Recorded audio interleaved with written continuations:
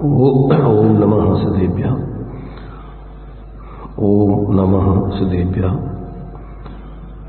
ओम नमः सदेभ्यः।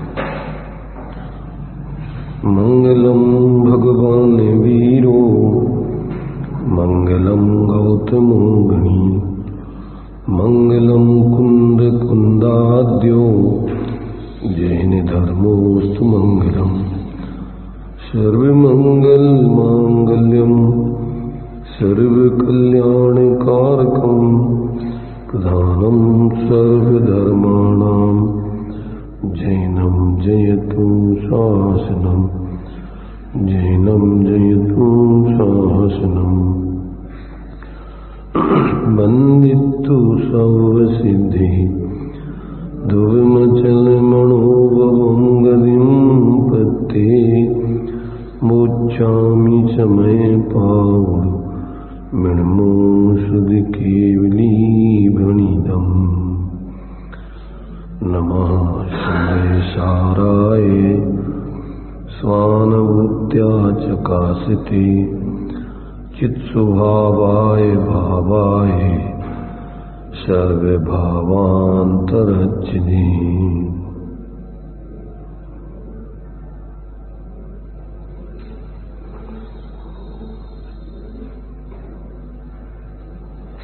समय सारजी ग्रंथ चर्चा अपनी 31वीं गाथा के माध्यम से ले रहे हैं। इसमें तीर्थंकर भगवान की स्तुति निश्चय से कैसी होती है, इन क्रम से 3 गाथाओं में 31, 32, 33 उस निश्चय से भगवान जनेन्द्र की तीर्थंकर केवली की स्तुति किस रूप में होती है उस बात को यहाँ पर स्पष्ट कर रहे हैं। तो यहाँ गाथा आत्मख्याति टीका ये अपन ने पढ़ ली थी। तात्पर्यवृत्ति हिंदी इसको अपन को लेना है। देखिए, अब यदि देह के गुणों के स्तवन करने से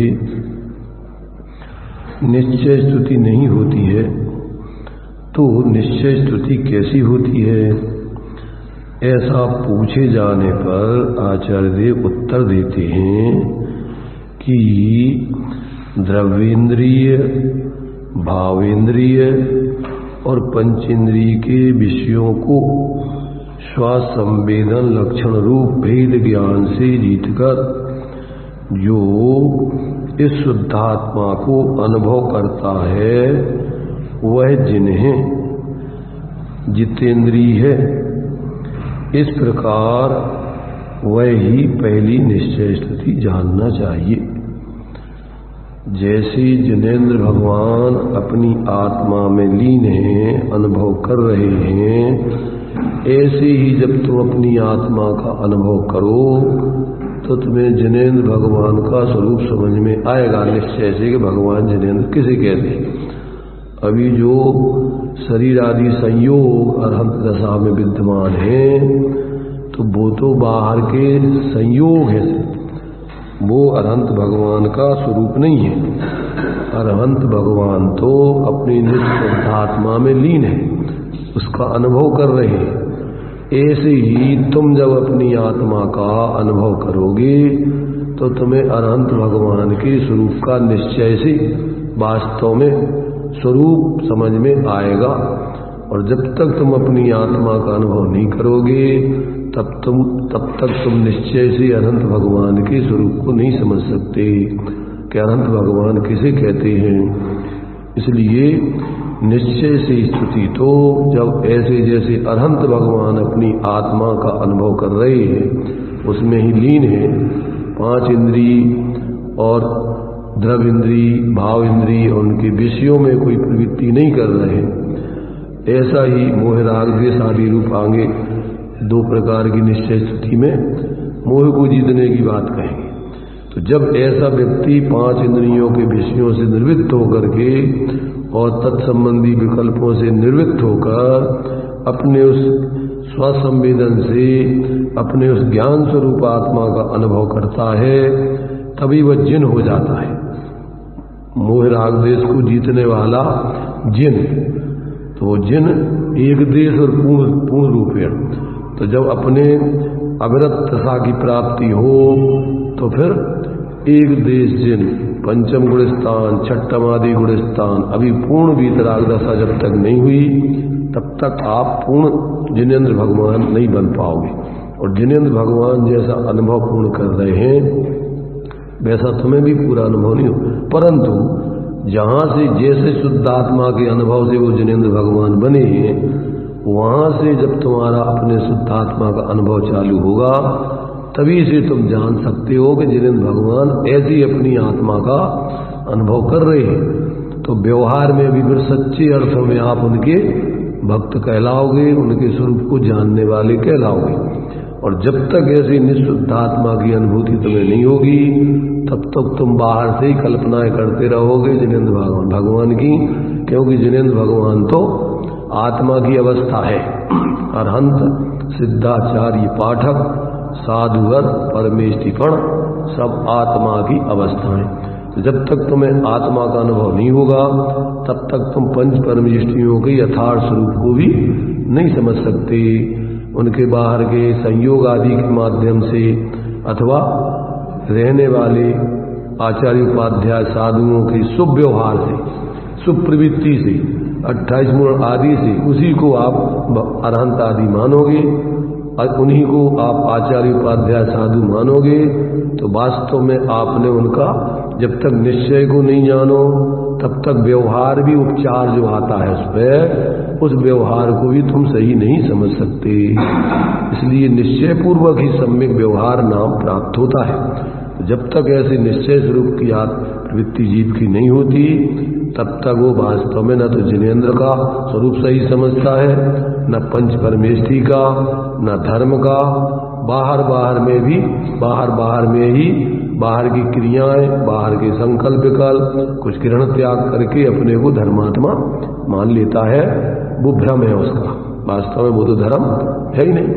धर्मी आत्मा के आश्रय से ही धर्म का प्रारंभ होता है। तो जब तक ऐसा जीव को अपने शुद्ध आत्मा का अनुभव नहीं होता तब तक वो जिन नहीं बनता, जितेंद्रिय नहीं होता, और तब तक वो भगवान जिनेंद्र की सच्ची निश्चय स्तुति करने वाला भी नहीं बन सकता है। ऐसा यहाँ पर इस तात्पर्य वृत्ति में पहले शॉर्ट में बतलाया। अब जो गाथा लिखी है आचार्य कुंददेव ने उसका तात्पर्य वृत्ति के माध्यम से अब वो जो है जैसे आचार्य देव खुलासा कर रहे हैं। जो इंद्रिय जनता नाण सहावाधियम मुणदि आदम, नाण सहावधियम नाणम, जो द्रव्येंद्री, भावेंद्री और पंचेंद्रियों के विषयों को जीतकर शुद्ध ज्ञान चेतना गुण से अधिक परिपूर्ण शुद्धात्मा को मानता है, जानता है, अनुभव करता है, संचेतन करता है, तम खलु जितेन्द्रियम ते भणंती जे निश्चया साहू, उस आत्मा को निश्चय से ये जितेंद्री, ये साधु जितेंद्री हैं।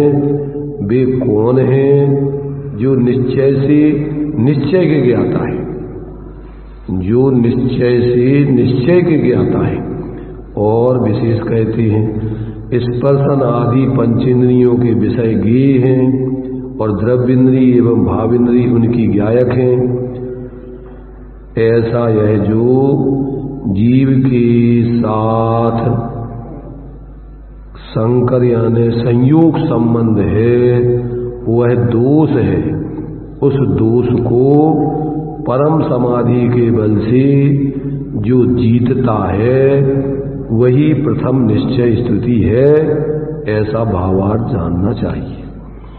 तो क्या कह रहे कि जो द्रव्य इंद्रिय है वो तो शरीर की रचना है, जो भाव इंद्रिय है वो परावलंबन वाला 5 इंद्रियों के माध्यम से प्रवर्तमान होता हुआ अपना ज्ञान है, उपयोग है, वो भाव इंद्रिय कहलाती है।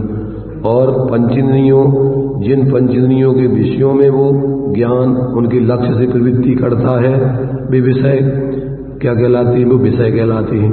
तो जब तक जीव क्या करता है अपनी शुद्ध ज्ञान चेतना गुण से अधिक परिपूर्ण शुद्ध आत्मा को मानता, जानता, अनुभव करता है,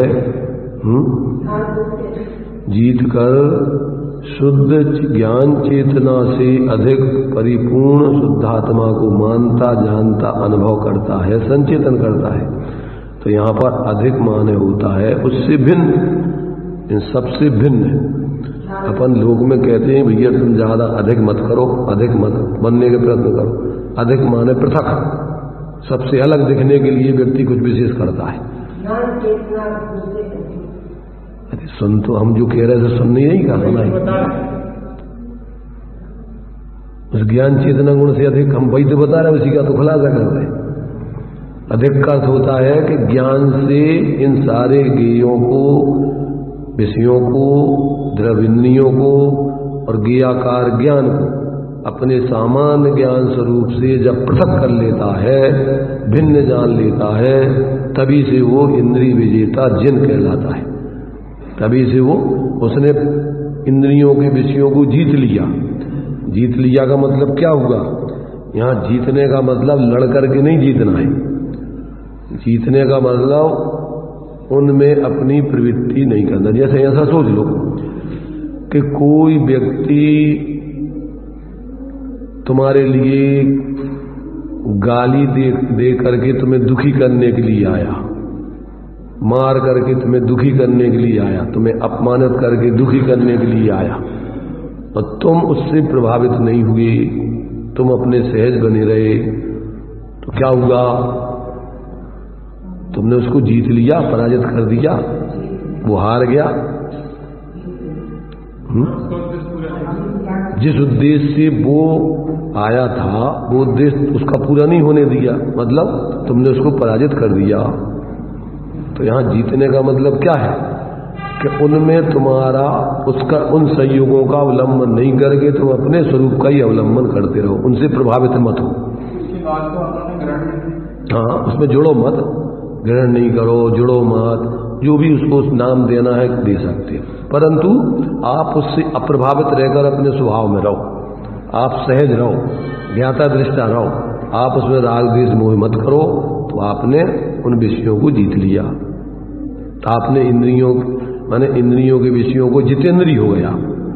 लोक में अपन मनीषी बोलते ना, मनीषी। तो मनीषी किसे कहते हैं? जो मन के अधीन नहीं हो गए।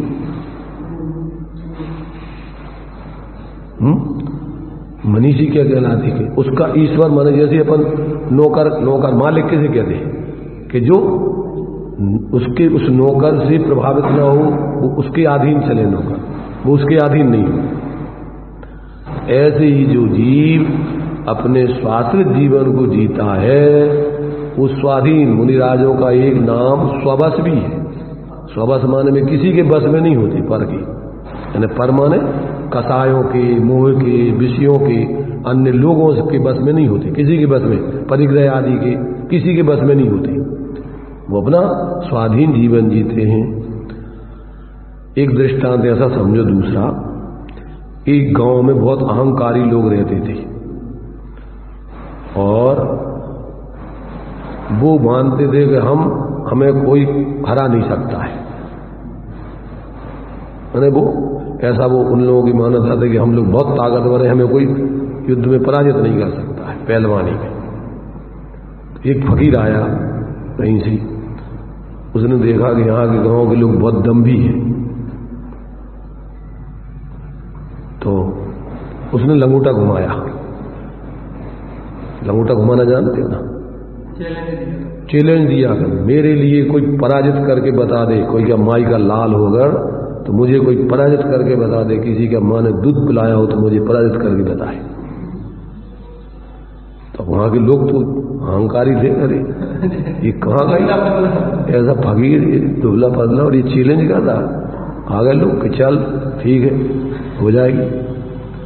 तो घोषणा कर दी कि आज 2 बजे फलाने फलाने मैदान में ये इस पहलवान जो घोषणा कर रहा है कि कोई माई का लाल मुझे हरा नहीं सकता और इससे युद्ध होगा।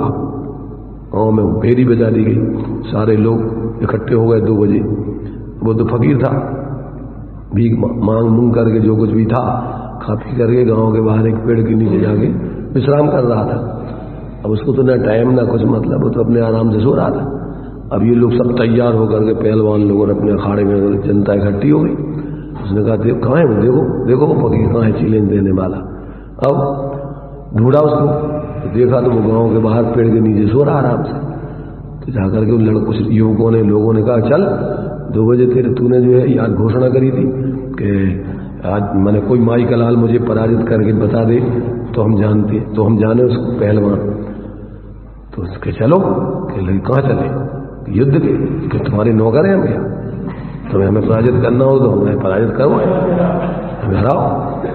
अरे यहाँ क्या वहाँ घोषणा कर दी वहाँ होगा फिर अखाड़े में होगा युद्ध। तो मैं नहीं जाता, मैं किसी का क्यों किसी का नौकर थोड़ी हूँ। तो मैं मुझे पराजित करना हो तो मुझे पराजित करके बताओ। तो युवक थे उन्होंने कहा तू चलता है सीधे कि नहीं, कि मैं क्यों चलूँ किसी का, मैं गुलाम नौकर थोड़ी हूँ। उन्होंने पकड़ो इसको, पकड़ा 2-4 युवकों ने उसको बैठा, उसको कंधे पकड़ के और उसको बिठा करके ऊपर कंधे पे बिठा लिया, बिठा करके और वो अपने बढ़िया मस्ती में चला रहे। अब बस लोग ले जा करके अखाड़े में खड़ा कर दिया, अखाड़े में जाके फिर लेट गया। उन्होंने कहा खड़ा हो, क्यों तेरे बाप का नौकर हूं क्या मैं, क्यों खड़ा हूं। अब उसको बहुत खड़े भाई तुझे युद्ध करना, मुझे क्या, मुझे तो युद्ध नहीं, तू मुझे पराजित करके बता, मुझे क्यों युद्ध करना, मुझे किसी से नहीं लड़ना, तो मुझे पराजित करके बता। ये तो बेवकूफ आदमी है। बहुत उसको कहा, वो अपने पढ़ा रहा मस्ती में, अपने गीत गाता रहा, खड़ा ही नहीं हुआ। थोड़ी देर बाद जो है सब लोगों ने कहा चलो यार ये सब बेवकूफ आदमी है। तो खड़ा हुआ, है कोई माई का लाल मुझे पराजित करके बताए। तो पराजित कब होगी, जब तुम लड़ो। टोडर मर्जी से यही कहा, वस्तु स्वरूप समझा रहे। तो उन्होंने कहा ये तुम दूसरों की निंदा कर रहे, लोग लड़ेंगे। ये देखो हमें तो लड़ना नहीं है, हम तो वस्तु स्वरूप समझा रहे। तो लोग तो लड़ेंगे, लड़ाई तो 2 ही तरफ से होती है ना, एक तरफ से होती क्या। जब हम लड़े जब तो लड़ाई होगी, हमें तो लड़ना ही नहीं है। लोग आए गाली दी सब कुछ किया, वो आराम से अपने उनको लड़ना ही नहीं। तो युद्ध तो मतलब पराजित तो जब कर सकते हो जब कोई लड़े किसी से। ऐसे जितने ज्ञानी होते हैं वे तो अपने स्वरूप में मस्त रहते हैं, वो किसी से प्रभावित ही नहीं होते, इसलिए वो जीत जाते हैं, दुनिया के विजेता बन जाते हैं, जितेंद्रीय हो जाते हैं, जितमोही हो जाते हैं, विश्व विजेता बन जाते हैं। तो ये जो है धर्म की कला उल्टी है। इधर तो लोग में दूसरों को लड़ झगड़ना, उसको जीतना। इधर कहते हैं तुम उनसे प्रभावित नहीं हो, अब प्रभावित रहो तो अपने स्वभाव में शांत, तुम्हारा स्वभाव उसमें रहो तो तुम ताकतवर हो। किसी ने गाली दी और तुम लड़ने झगड़ने लग गए, इसमें कोई दम नहीं है, ये कमजोर व्यक्ति का लक्षण है। और कोई गाली देता रहा है, कुछ भी करता रहा और तुम बिल्कुल सहज रहो, इसमें बहुत ताकत चाहिए, इसमें बहुत बल चाहिए, अनंत बल चाहिए। करके देखो जरा, प्रयोग करके देखो कि तुम्हारे लिए कोई सब दुर्व्यवहार करते रहो फिर भी कोई बुरा कहो अच्छा कहो, लक्ष्मी मैंने तुम अपने सहज स्वभाव में अपनी धर्म की आराधना में करते रहो। तो गाली सुन मन खीद न आने, गुण को गुण कहे आने, कही आनो, वस्तु छीने बांध मार, बहुविध करे, घर देने कारे, तन विदारे, पैर जो न तहा। ये बाहर में कर्म का उदय है, ये कर्म उदय है। तू अपने सहज स्वभाव में क्षमा भाव में रहे, उसका नाम धर्मात्मा है। प्रभावित होकर के जल्दी कसाई करने लग जाना, ये तो कसाई जीव का लक्षण है, कमजोर व्यक्ति का लक्षण है। माने बाहर से प्रभावित हो जाना ताकतवर नहीं है, मुनिराज है, अंदर में उनकी बल इतना आगे आ गया, वो किसी से प्रभावित नहीं होते। कोई कुछ भी करता रहे, कुछ भी कहता रहे, कोई प्रभावित नहीं होते, किसी की गुलामी नहीं करते, कसायों के बस नहीं होते, लोगों के बस नहीं होते कि महाराज चलो इधर चलो उधर चलो। क्यों, हम किसी के अधीन थोड़ी है। किसी को अगर सुनना हो, जहां बैठे हुए हैं, बोलना होगा बोल देंगे, नहीं बोलना होगा, कोई नौकरी नहीं है उनकी। 28 मूल गुणों में कोई उपदेश देना उनका कोई मूल गुण नहीं है, इसलिए वो किसी के गुलाम नहीं होते। मुनिराज वे स्वाधीन रहते हैं और अपनी सहज साधना करते हैं। अगर उनके कदाचित संजुलन कसाय में कदाचित थोड़ा मंद कसाय से लोगों के लिए समझाने का भाव आ गया तो थोड़ा बहुत समझा दिया, नहीं आया तो अपनी साधना कर रहे। इसलिए जो इस प्रकार से 5 इंद्री, द्रव्य इंद्री, उनके विषय इनमें नहीं जुड़ता, तो उसकी भाव इंद्री जो ज्ञान है अपने स्वभाव से जुड़ा रहता है, तो उसके विकल्प पैदा ही नहीं होते। ज्ञान में ज्ञेयाकारपना नहीं होके अपने ज्ञानाकार सहज ही बना रहता है। वो खंड खंड ज्ञान उसका होता नहीं, वो अखंड अपने एक रूप चेतन स्वरूप से जुड़ा रहता है। ऐसा ये द्रव्य इंद्रियों के माध्यम से जब ये जीव विषयों में प्रवृत्ति करता है तो उसका ज्ञान खंड खंड हो जाता है, अखंड एक रूप ज्ञान स्वरूप अनुभव नहीं रहता है। ऐसा जो है जब ये जीव अपने उस सहज स्वाभाविक सामान्य ज्ञान स्वरूप आत्मा से अपना उपयोग को जोड़े रखता है, अनुभव करता है, तो फिर ये पंचेंद्रियों के विषयों का विजेता कहलाता है। तो इसलिए यहां पर क्या दिया कि जो निश्चय से निश्चय के ज्ञाता है, निश्चय माने अभेद आत्मा, शुद्ध आत्मा, चेतन स्वरूप आत्मा, जो इसमें अपन को ज्ञायक आत्मा का 6वीं गाथा, 7वीं गाथा, जो 9वीं गाथा, 13वीं गाथा, सब में जो बताया है, कौन सा 9 तत्वों में जाकर के भी वो 9 रूप नहीं होता है, वो अपने एक अखंड चेतन स्वरूप ही रहता है। ऐसे उस निश्चय के जो अनुभव करने वाले ज्ञाता हैं, तो विशेष में क्या कहा कि स्पर्श अनादि पंचेंद्रियों के विषय ज्ञेय हैं और द्रव्य इंद्रियां भाव इंद्रिय उनकी ज्ञायक हैं। ऐसा यह जो जीव के साथ संकर या संयोग उसमें जुड़ जाना है, वही दोष है।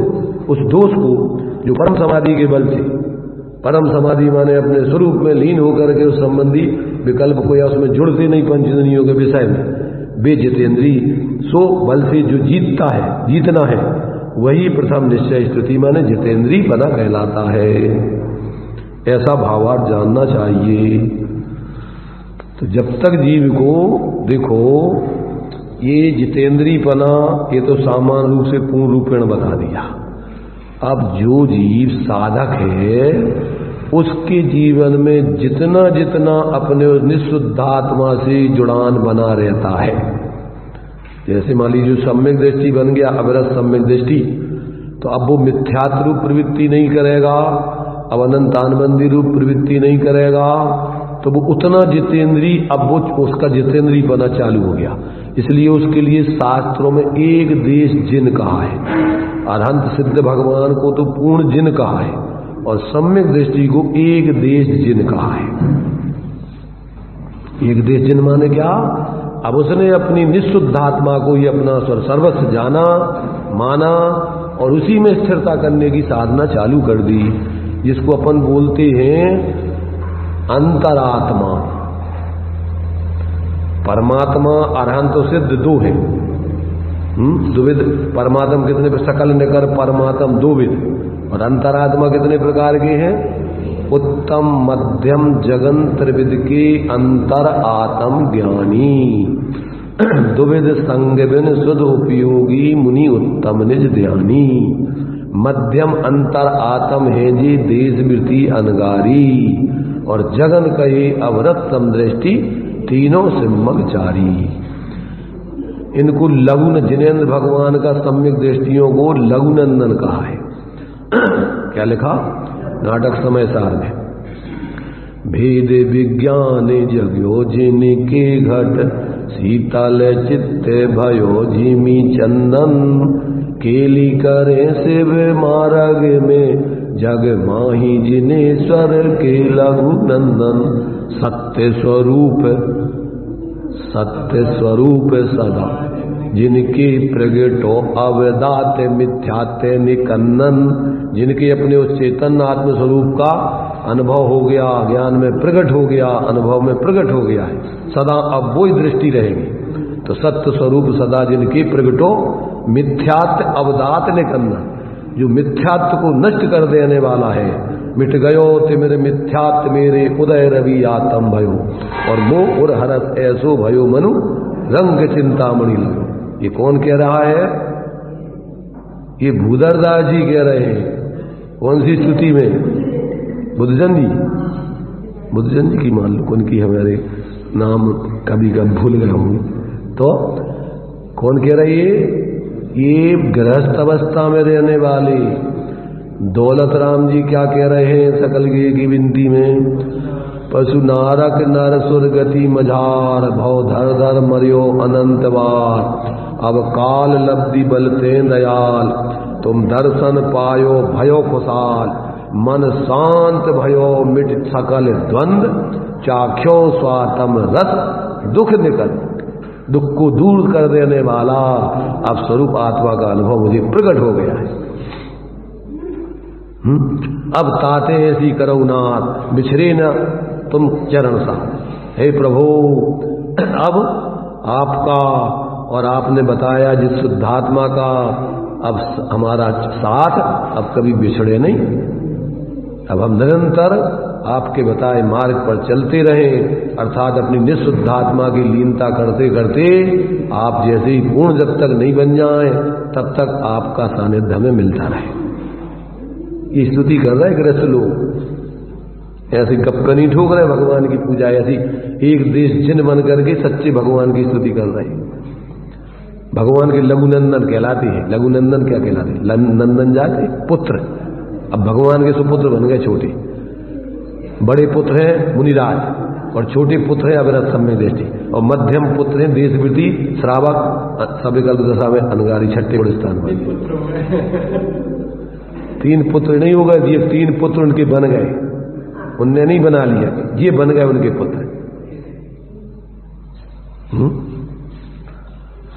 भगवान अपने किसी को शिष्य नहीं बनाते, गुरु किसी को शिष्य नहीं बनाते, ये बन जाते, उनसे जुड़ जाते कि हम इनको ही आदर्श मानेंगे, ये हमारे गुरु हैं, हम इनके बताए मार्ग पर चलेंगे।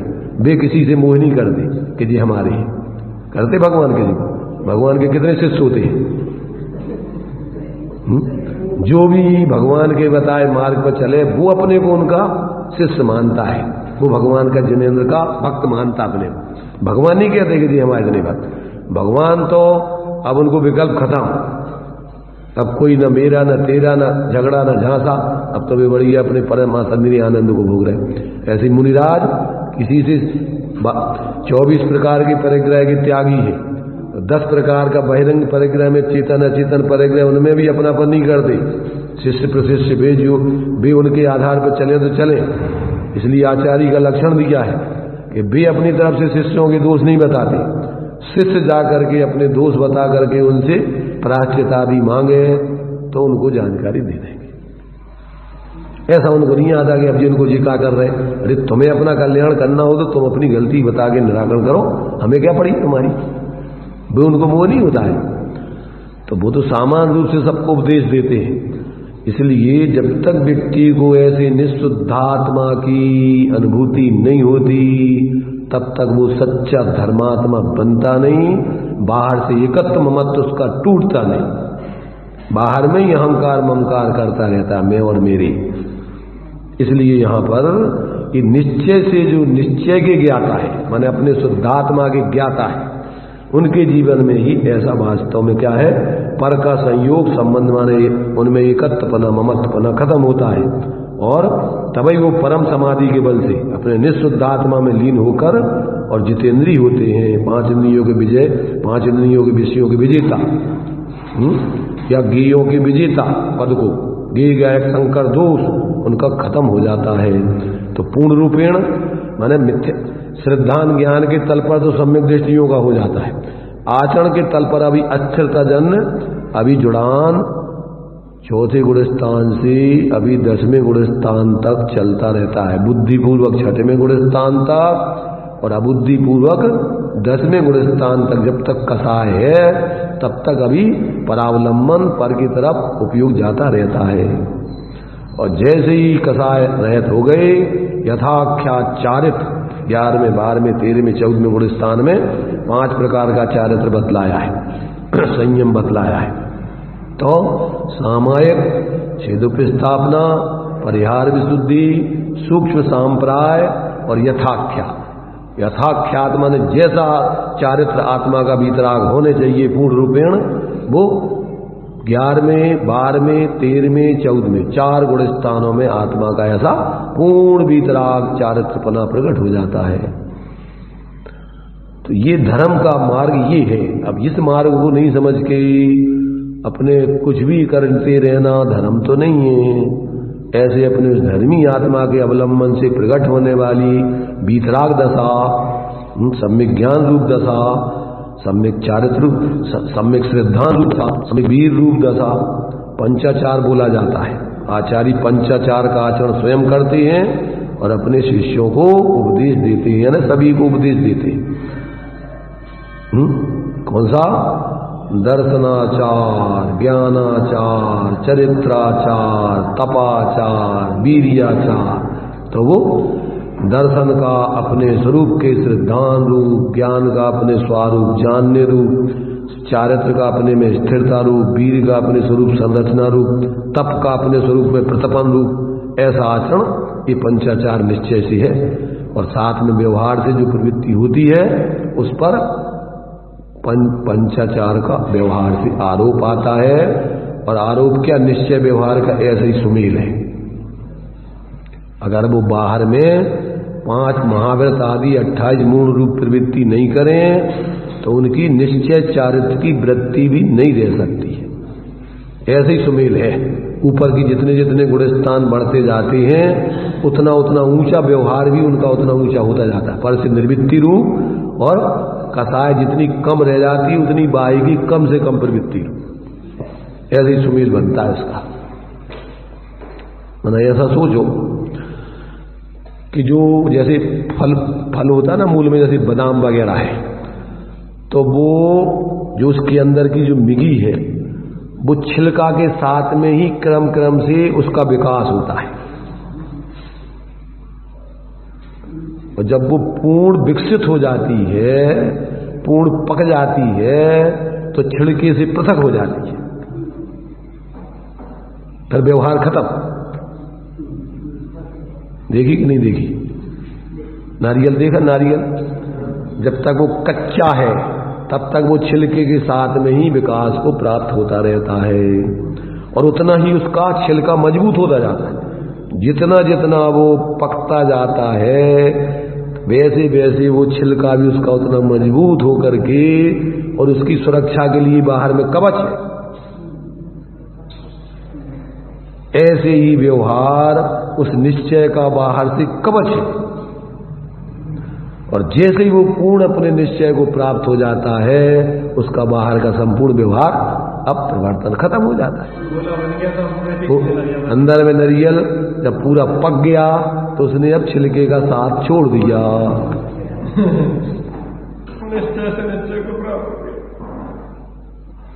ये ऐसे ही सुमेल है। यहां अपन को जब तक अभी तत्व ज्ञान नहीं हुआ, आत्मज्ञान नहीं हुआ, तो सच्चे तत्व को बताने वाले देव सास गुरु का सानिध्य ये व्यवहार ही तुम्हारे लिए कार्यकारी है। और यदि जब तुमने इनसे परद्रव्यों से भिन्न अपने चैतन्य स्वरूप आत्मा को समझ के अपने उपयोग को अपने में जोड़ के जितेंद्रीय बनना चालू कर दिया तो वहां से अब तुम्हारा निश्चय धर्म चालू हो गया। ये पूर्वचर व्यवहार तुम्हारे लिए इसका कार्य पूरा हो गया। पूर्वचर व्यवहार से तुम तत्व को समझ के, स्वपर को समझ के और फिर अपने निःशुद्धात्मा का अवलंबन करोगे तो इस पे आरोप आएगा कि ये तुम्हारे कारण पूर्वचर कारण है, व्यवहार से कारण हुए सम्यक दर्शन की।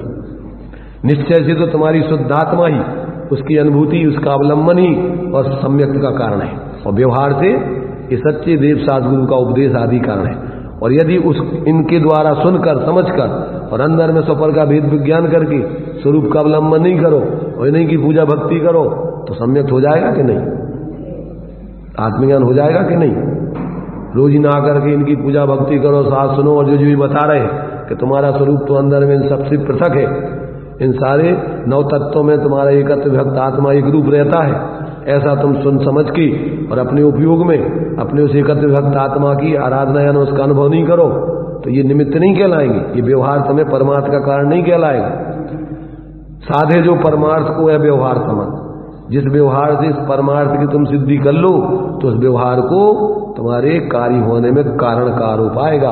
और ये नहीं करो तो वो कारण नहीं बना, तो जब वो कार्य नहीं किया तो कारण किसका?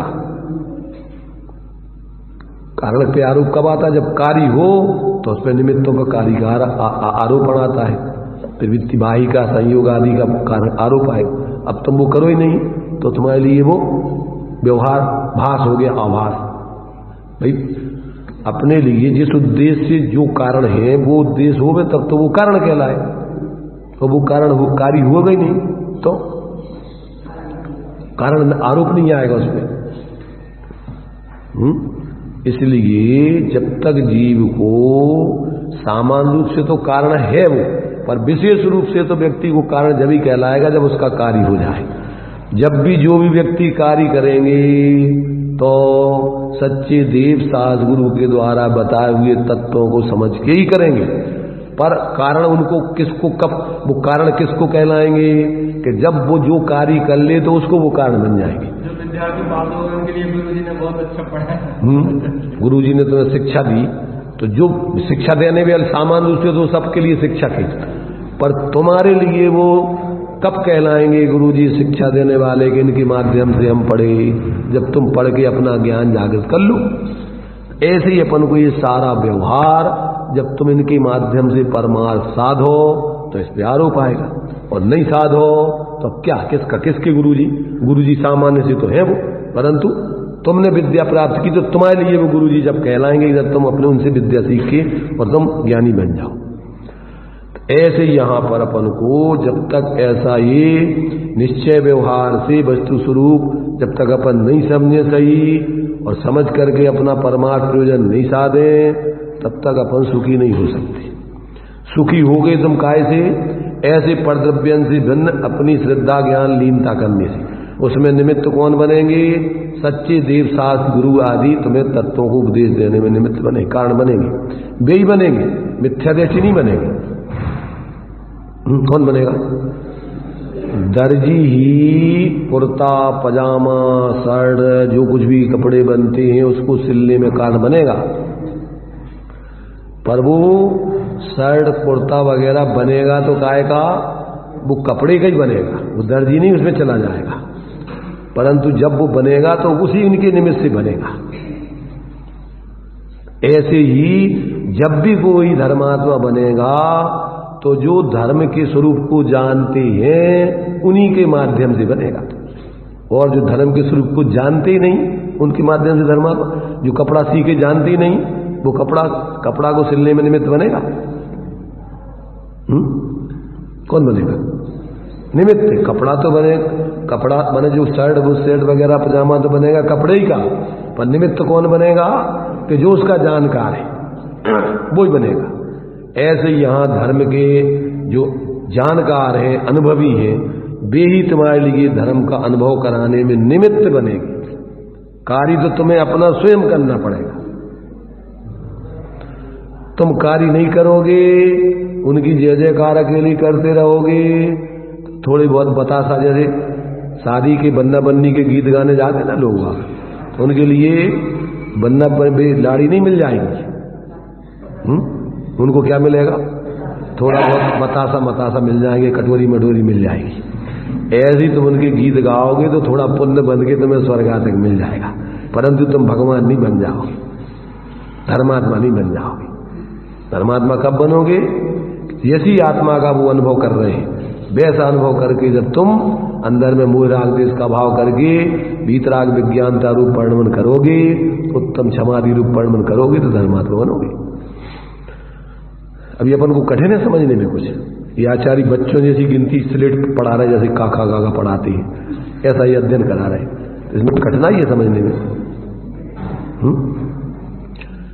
भेद से अपन जब समझना है तो अखंड वस्तु को खंड खंड करके भी समझाया जाएगा, वो सद्भुत व्यवहार है, परंतु वस्तु सर्वथा कोई खंड खंड नहीं हो जाती, टूट नहीं जाएगी। आत्मा कोई अलग अलग गुण में बट नहीं जाएगी, पर्याय में नहीं चली जाएगी, पर समझने के लिए आपको इसी रूप में समझाया जाएगा।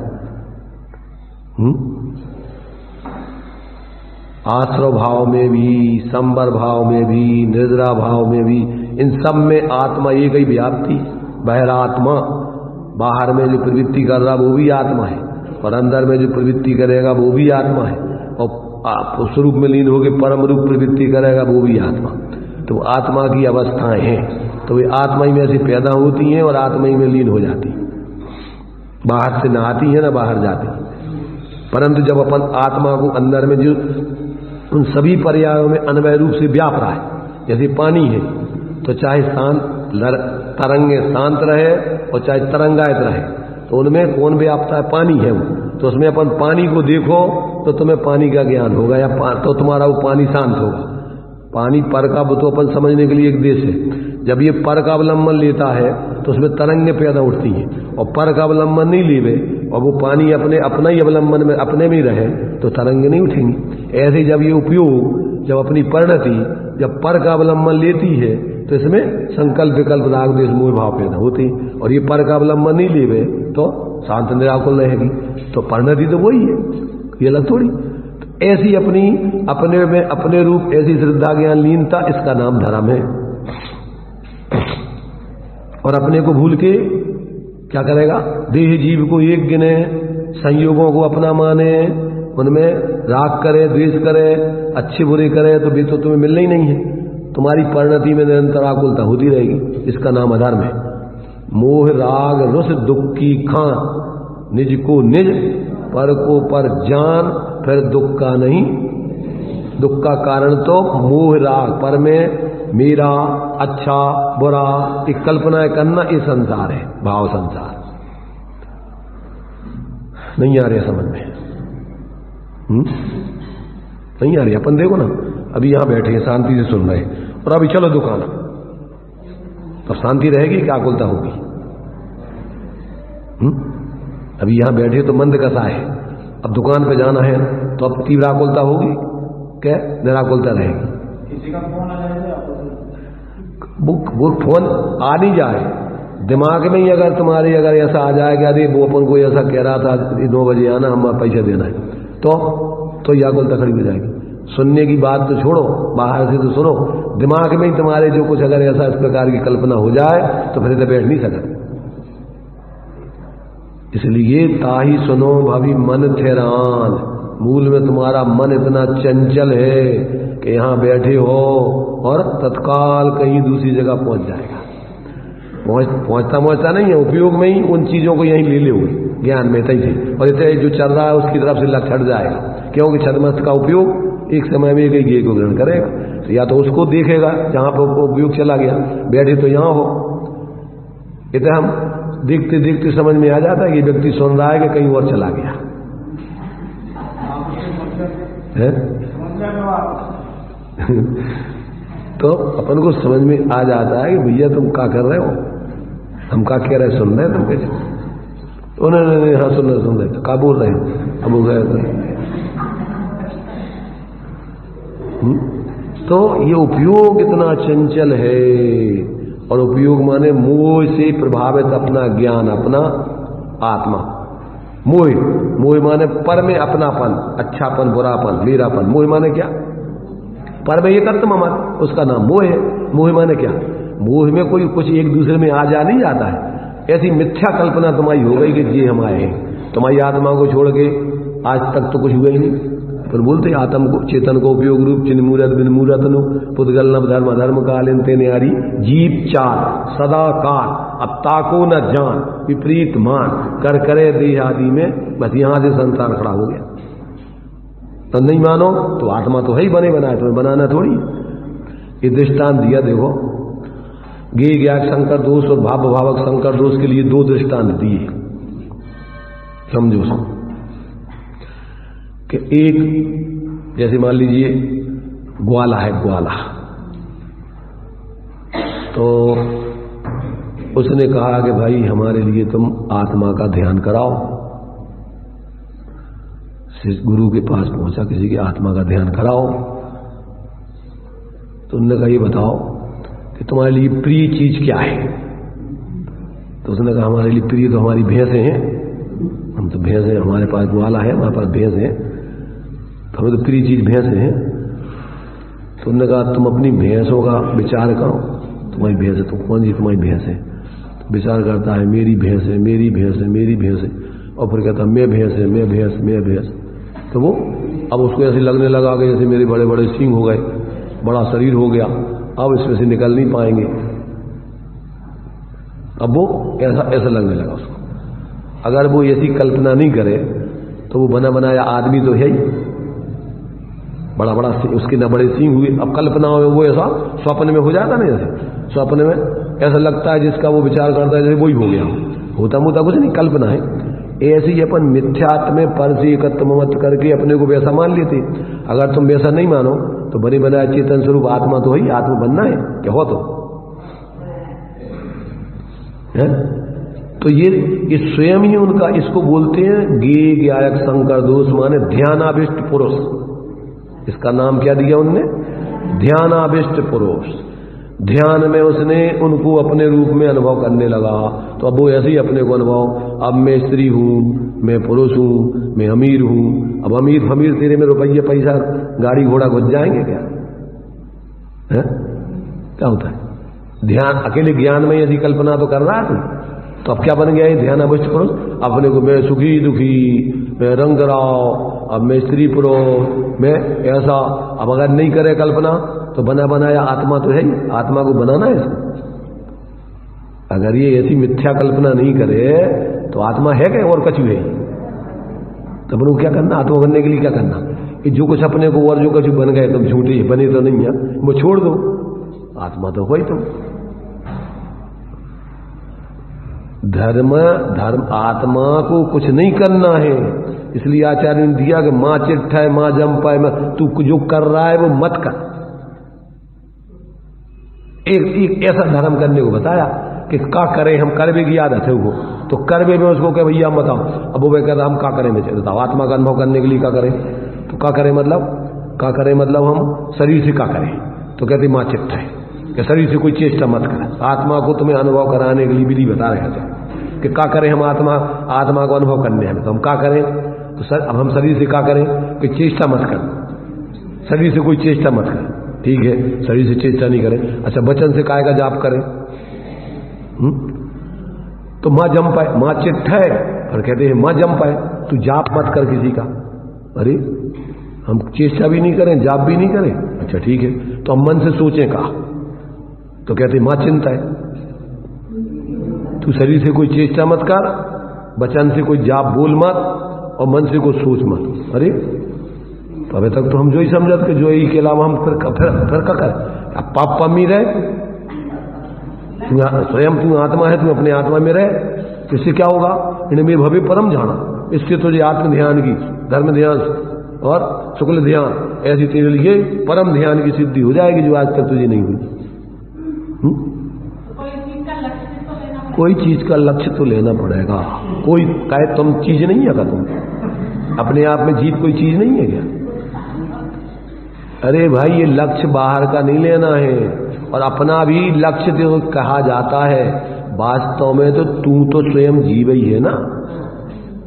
ये जो कह रहा है कि किसी का लक्ष्य तो लेना पड़ेगा, तो ये बता कि तू कौन है जो कह रहा है कि लक्ष्य लेना पड़ेगा? कौन है तू जो लक्ष्य लेने की बात कर रहा है? ये कोई वस्तु, ये स्वयं में अपने आप में कोई चीज है कि नहीं है? तो उसके लिए बता कि तू अपने में, अपने को देख, अपने में रह। अब उसको ये उपदेश है, वास्तव में तो भगवान को ये उपदेश भी भगवान को कहना पड़ेगा, तुम अपने, वे तो सहज उनका पर्ण स्वभाव है जी, पानी से कहना पड़ेगा कि तू ठंडा हो। अरे वो तो स्वभाव है, अग्नि पे से उतार दो तो वो तो अपने आप ठंडा हो ही जाएगा और ठंडा स्वभाव रहेगा। ऐसे तू पर में मोह राग देश मत कर, तो तू शांत निराकुल है तो रहेगा। उसमें कहा रहने के लिए अलग से क्या कुछ करना पड़ेगा क्या? इसलिए भाई धर्म में तो कर्ता माने ज्ञाता है, और ये अपने को कर्ता मानता है, एक आत्मा ज्ञाता, और वो भी किसी का नहीं, सहज ज्ञाता। ज्ञाता क्या है? मैं ज्ञाता दृष्टा आत्मरा, मैं वह हूं जो है भगवान।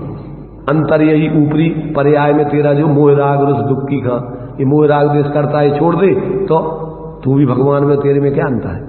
कोई अंतर नहीं, भगवान भी ऐसे ही है, शांत निराकुल भी है, ज्ञाता दृष्टा भी है, शांत निराकुल तू हो जाएगा, ज्ञाता दृष्टा तू हो जाएगा। तो आत्मा में ही तो ऐसी उनकी जो उसकी विकृति थी, मोहराग देश करते थे, वो छोड़ दिया, तो भी भगवान पर्याय में, स्वभाव से तो सब जीव भगवान स्वभावी हैं ही, कहां से आएगा वो परमात्मा दशा? कहां से आएगी बताओ? अपनी आत्मा के स्वभाव में से प्रकट होगी कि और कहीं से आएगी? कोई देगा उनको? भगवान कौन बनाएगा ये बताओ? खुद ही तुम्हारी शक्ति में से व्यक्ति होगी। अरे बीज में से ही पेड़ बनता है क्या? कछु और में से आता है? काय में से आता है? उसी में से बीज में ही वृक्ष की शक्ति विद्यमान है और उसी शक्ति की धीरे धीरे व्यक्ति होकर के पेड़ रूप में परिणत हो जाता है। ऐसे ही आत्मा अंतरात्मा पूर्वक परमात्मा दशा अपने में लीन होके वो परमात्मा स्वरूप हो जाता है। तो कोई आला बाहर से आना है कोई परमात्मा क्या? धर्मात्मा कोई बाहर से बनाएगा क्या? समझो बहुत सरल है धर्म। तो एक ये ध्यानाविष्ट पुरुष माने स्वयं अपने उपयोग में पर को ज्ञान में लेकर के और अपने को स्वरूप अनुभव करना, ये ध्यानाविष्ट पुरुष है। और एक है भूताविष्ट पुरुष। क्या होता है एक भूताविष्ट पुरुष? भूताविष्ट पुरुष क्या होता है? वो भूत के कारण से प्रभावित होकर उसके कहीं में लग जाता है। अगर भूत से प्रभावित नहीं हो तो देखो अपन लोग में ही बोलते हैं भय का भूत।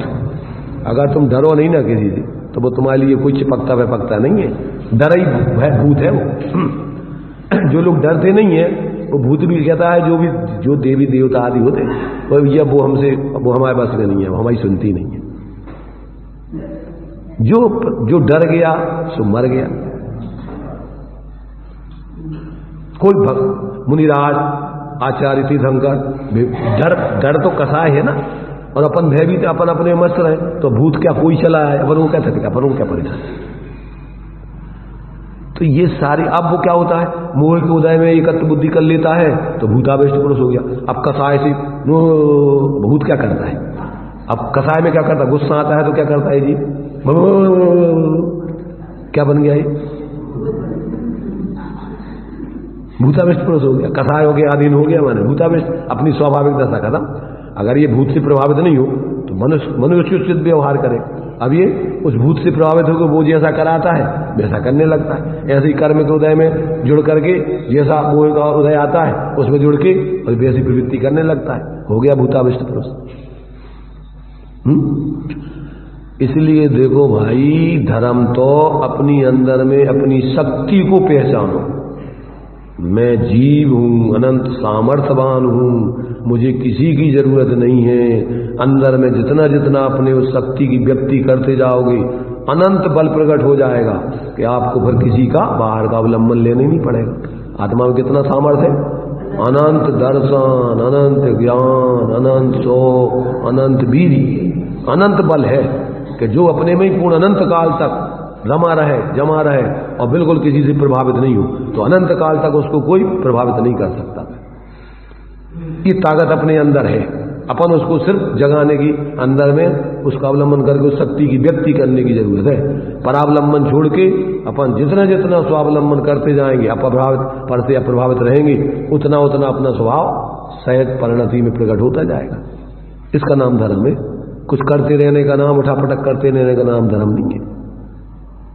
धर्म कैसे कहते हैं? परद्रव्यंते भिन्न, अपनी रुचि, अपना ज्ञान, अपने में स्थिरता, इसका नाम धर्म है। तो और कछु धर्म है? अब जब तक ये नहीं समझो तब तक अपन धर्म के नाम पे कछु न कछु करो, कछु करो, अब जो कर लो, अब वो कर लो, अब वो कर लो, कर लो। अगर कर्मो धर्म हुए तो भगवान कछु करें कि नहीं करें? वे तो परम धर्मात्मा है ना, तो वे क्या कर रहे बताओ?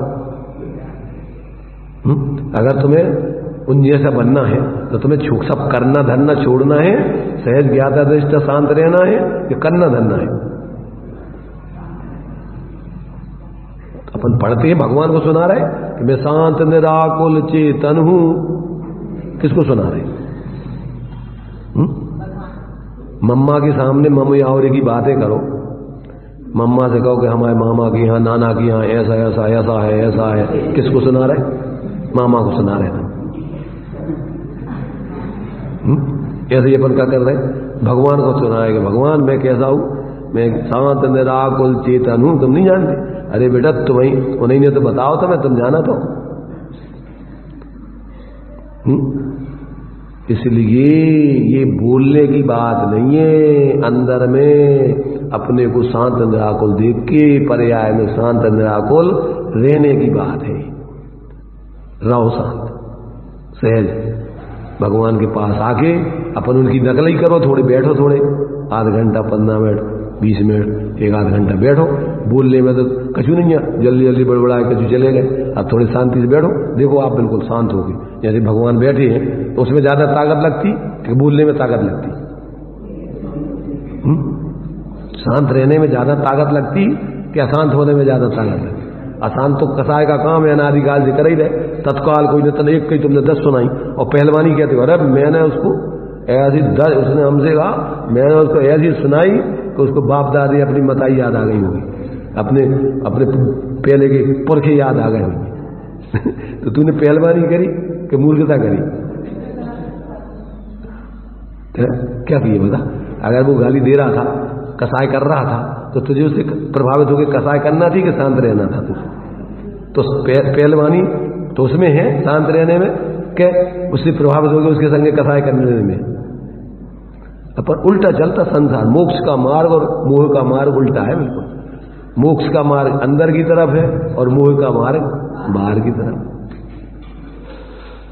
तो ये अपन को देखो, ये अपन को जितेंद्री पने की विधि बताई है। 6 डाला में इसको बहुत सरल शब्दों में कह दिया। अगर तुम्हें जितेंद्री बनना है तो क्या बताया? रस रूप गंध तथा फरस अरु शब्द शोभे असुहावने, तेने में न राग विरोध पंचेन्द्रिय जयन पद पावने। क्या सोचा बताओ? ये सब इसी समय सार वगैरह ग्रंथों में से दौलत राम जी ने तुम्हें बहुत सरल शब्दों में लिख करके रख दिया है। सब शास्त्रों में से एक एक वचन उनका, अब माने शास्त्रों को छोड़ के एक अक्षर नहीं लिखा उनने कहीं। तुम्हें सिर्फ देखने की जरूरत है कि ये हिंदी रूपांतरण कौन सी गाथा का है, कौन सी संस्कृत टीका का है, कौन से श्लोक का है। आप मिलाओ, एक एक अक्षर उनका मिलेगा। जो लोग ऐसा बोलते ना, अरे ये तो विद्वान हो, अरे ये तो पंडितों के साथ है, बेचारे भोले जीव हैं जो पुराने विद्वान हुए हैं। आज इतनी प्रमाणिकता आज के लोगों में देखने को नहीं मिलती ज्यादा। जान की कीमत पर भी उनने भगवान जनेन्द्र की वाणी को सुरक्षित रखा है। अगर वो नहीं होते तो आज ये जनवाणी मिलती नहीं अपन को। जितने भी संस्कृत से हिंदी टीका हैं ज्यादातर सारे विद्वानों ने करी हैं। हिंदी टीका नहीं करो, अपनी समझे में नहीं आए भाषा। भाषा तो अपन को एक माध्यम है समझने के लिए। कोई भी अब वही अपन को जैसे भाषा में तो अपन जैसे मान लीजिए पानी, भैया हमें अपन को एक पानी लाओ, कोई कहे वाटर गिव मी, तो कहे कार्ड भाई को, अरे भाई पानी इंग्लिश में बोलो चाहे हिंदी में बोलो, वो तो पानी मांग रहा हो ना। तो भाषा तो अपन भगवान के समुसण में भी अपन, मूल में तो दिव्य ध्वनि है उनकी, पर बाद में फिर जो जो भाषा में जो जीव समझते हैं, 10 अष्ट महाभाषा समेत लघु भाषा 7 सतत सुचेत, सो उसकी शैली से आदबाद सापेक्ष रूप होने चाहिए विवक्षाओं से, शैली गड़बड़ नहीं होनी चाहिए। भाषा तो जो भी सामने वाला समझो उस भाषा में बोलो। तो भाषा कोई धर्म नहीं है, भाषा तो एक माध्यम है वस्तु स्वरूप को समझाने का। तो जो लोग भाषा की महिमा करते हैं और सामने वाला समझते ही नहीं है कि तुम संस्कृत में पढ़ो, प्राकृत में पढ़ो, तो का पढ़ो तुम संस्कृत में, का पढ़ रहे का जो है वही तुम हिंदी में भक्तांबर पढ़ो और वही संस्कृत में पढ़ो, वही तत्वार सूत्र वो पाठ तुम हिंदी में करो और वही तुम संस्कृत में करो। अब तुम्हें संस्कृत को होश ही नहीं है तो का बोल रहे, तोता बोला जा रहा हो राम राम राम राम राम राम राम, तो काऊ को का फल मिले, वो परिणाम कहीं चले जा रहे, चिंतन कुछ, संभाषण कुछ, क्रिया कुछ की कुछ। तुम्हें भाषा का ज्ञान नहीं है, उपयोग अर्थ में कैसे लगेगा? इसलिए जिन लोगों को प्रयोजन पे लक्ष्य नहीं है, मात्र रूढ़ी व्यवहार की न जानते हैं, धर्म का वास्तविक स्वरूप नहीं समझते, वे रूढ़ी में लोगों को उलझाकर बेचारे भोले जीवों को और धर्म से वंचित कर देते हैं। भाषा काय के लिए?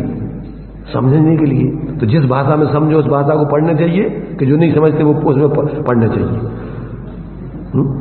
तो मिला लो, अगर तुम्हें लग रहा हो इस भाषा में अलग लिखा है, इसमें इसका भाव अलग है, तो उसको बदल लो, समझ लो कि भैया में जो को जो अर्थ नहीं। पर उसी बात को अपन जिस भाषा में उनने लिखा उसी भाषा में अपन अपनी भाषा में उसको कहें तो तुम्हारा कल्याण समझ में आएगा। नहीं तो क्या समझोगे तुम? दिया है आचार्यों ने दृष्टांत दिया कि जिस प्रकार से मिलेच्छ व्यक्ति को मिलेच्छ भाषा नहीं बोलो, आचार्य देव ने इसी समय सार में पढ़ के आए कि किसी मिलेच्छ के लिए आचार्य के पास गया और उनने आशीर्वाद दिया स्वस्ति। अब वो मेढ़े की तरह आंखें फाड़ फाड़ के देखता रहा, क्या कह रहे थे। तो या तो वेद उसकी भाषा को जानने वाले हो या कोई दूसरा बैठा हो। अब वो कहे देखो भैया ये आचार्य देव तुमसे कह रहे हैं कि तुम्हारा अविनाशी कल्याण हो, तुम स्वा में स्थित होकर के भगवान बन जाओ। स्वा अस्थि, तुम्हारे स्वयं की अस्थि है, उसको तुम देखो, अनुभव करो तो तुम भगवान बन जाओगे। ऐसा आशीर्वाद दिया उनने। इनने हमें ऐसा आशीर्वाद दिया। अब वो सुनकर के आनंदित होगा, गदगद हो गया कि जी हमें भगवान बनने की विधि बता रहे, भगवान बनने का आशीर्वाद दे रहे। अब वो समझे नहीं। तो तुमसे हम संस्कृत प्राकृत में कछु बोलत रहे में, तुम्हें कछु भाषा का ज्ञान ही नहीं है। तब का क्या समझने का भाव था उसका, पर उसकी भाषा में तो यही बताया है कि व्यवहारी जीवों को जब तक तुम व्यवहार की उनकी भाषा में नहीं बोलोगे तब तक वे परमार्थ समझ नहीं पाएंगे। ये दृष्टांत दिया कि जहनवी शक्य मणज्जम अणज्य भाषम बिना दुगाहिदुम तय व्यवहारेण बिना परमत्वोपदेशेण मसक्कम। बिना व्यवहार के परमार्थ को समझा पाना अशक्य है। दृष्टांत दिया है कि जैसे मिलिच्छ को मिलिच्छ की भाषा बोले बिना उसको अपने भावों को बता नहीं सकते तुम क्या कह रहे। इसलिए अपन को इसमें नहीं उलझना चाहिए। रूढ़ी में अपना प्रयोजन सा, लोक में तो अपन ऐसी रूढ़ी में नहीं उलझते, अपना प्रयोजन जैसे सदैव ऐसा साधते। धर्म के क्षेत्र में लकीर के फकीर बन के जिंदगी भर ढोते रहते हैं, जीवन में कोई परिवर्तन नहीं। तो ये हो गया तुम्हारा पहले नंबर की स्तुति। अब दूसरे नंबर की स्तुति अपन जो है आगे जो है दी गई है। अब भाव भावक संकर दोष दूर करके ये 32वीं गाथा में दूसरे निश्चय की स्तुति करेंगे। गाथा पढ़ते हैं, देखिए। जो मोहंतु जिणता प्राण सहावाधिगम मुणदीयादम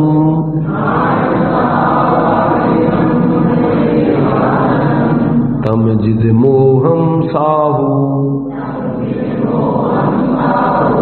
परमठ बेआड़गा बेनती।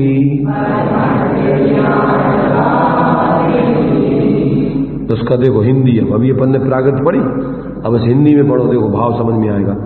कर मोह जय ज्ञान स्वभाव अधिक जाने आत्मा परमार्थ विज्ञायक पुरुष ने उन्हीं जित मोही कहा।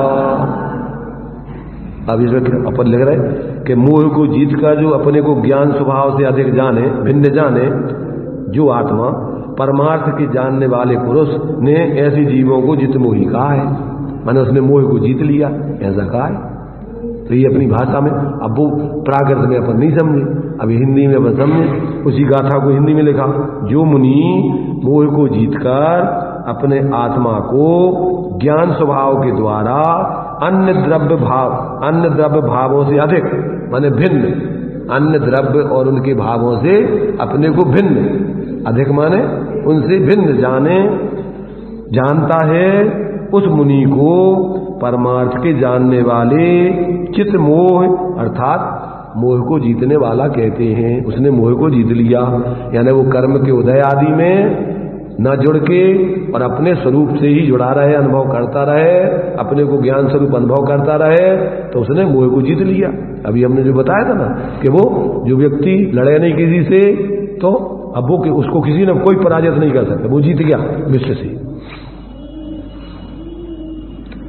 और तुम प्रभावित हो गए माने हार गए, तुम उसमें जुड़ गए। किसी ने गाली दी और तुम कसाई करने लग गए तो तुम हार गए। और वो गाली दी थी तुम्हें दुखी करने के लिए, तुम प्रभावित नहीं हुए तो वो हार गया। तुमने उसको जीत लिया। तो ये कितना सरल हो पाए, किसी से लड़ना नहीं, झगड़ना नहीं और पूरे विश्व विजेता बन जाना। धर्म का कितना सहज सरल उपाय है। इसलिए भाई देखो, ये ग्रंथ बच्चों जैसे सबको समझाने के लिए धर्म का स्वरूप है।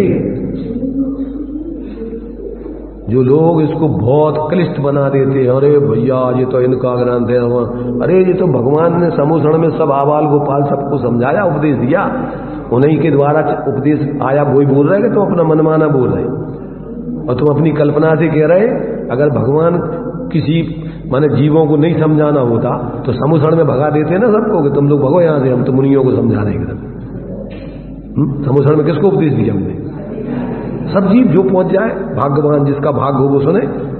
सबके लिए आत्मा के हित की बात है, तो जीव मात्र की सभी जीवों के स्वरूप को बता रहे। तो इसलिए बहुत ही सहज, जब तक अपन स्वयं नहीं समझेंगे तब तक दूसरों के कहने में अपन ठगाए जाएंगे। आज तक अपन दूसरों के कहने में परीक्षा नहीं की, अपन ने धर्म की परीक्षा करके ग्रहण नहीं किया। अपन ने सिर्फ आज्ञा प्रधानी भर के, जैसे अन्य मत के लोग हैं ना, मिथ्या दृष्टि, बाबा वाक्य प्रमाणम, तुम प्रश्न नहीं कर सकते, तुम अपनी जिज्ञासा ही, अगर तुमने पूछा शंका रखी तो तुम काफिर हो। यहां तो आचार्य कह रहे तुम परीक्षा करो और परीक्षा करके ग्रहण करो, तभी तुम सच्चे शिष्य हो। और अगर हमारी आज्ञा से मान लो अकेले, तुम स्वयं परीक्षा नहीं करोगे, हमारे सच्चे शिष्य नहीं कहलाओगे। तुम आचार्य तो ये कह रहे कि हमने भी भगवान की परीक्षा की और परीक्षा करके उनने जो विषय बताया उसको अनुभव करके ग्रहण किया। तुम भी हम जो कह रहे हैं तुम परीक्षा कर लेना आचार्य, और फिर ग्रहण करना, तभी वो तुम्हारा होगा। हमारे कहने से मानोगे तो ये तो हमारा है, तुम्हें अनुभव तो हुआ ही नहीं। इसलिए धर्म तो जीवन में प्रयोग है, प्रैक्टिकल है, साक्षात आनंदमय जीवन जीने की कला है। अब इसकी टीका वगैरह अपन विस्तार में दी है, इसको अपन बाद में देखेंगे, अभी अपना टाइम हो गया।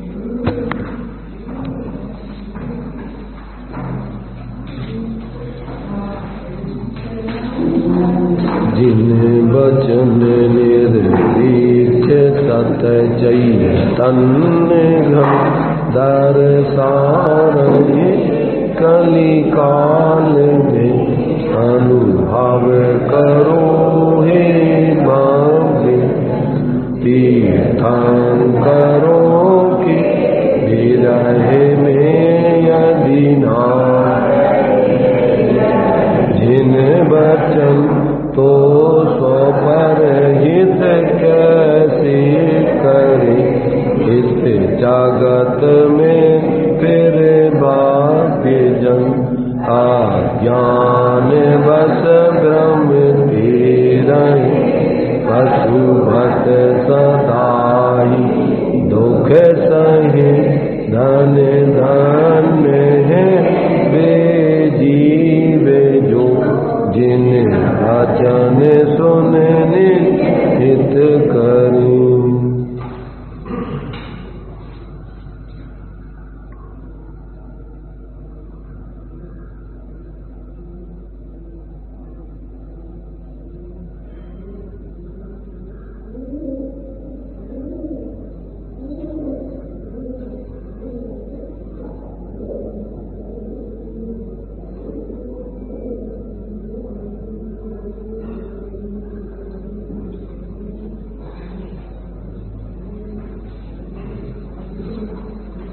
द्वादशांग वाणी माता पंच परमेष्टि भगवंतों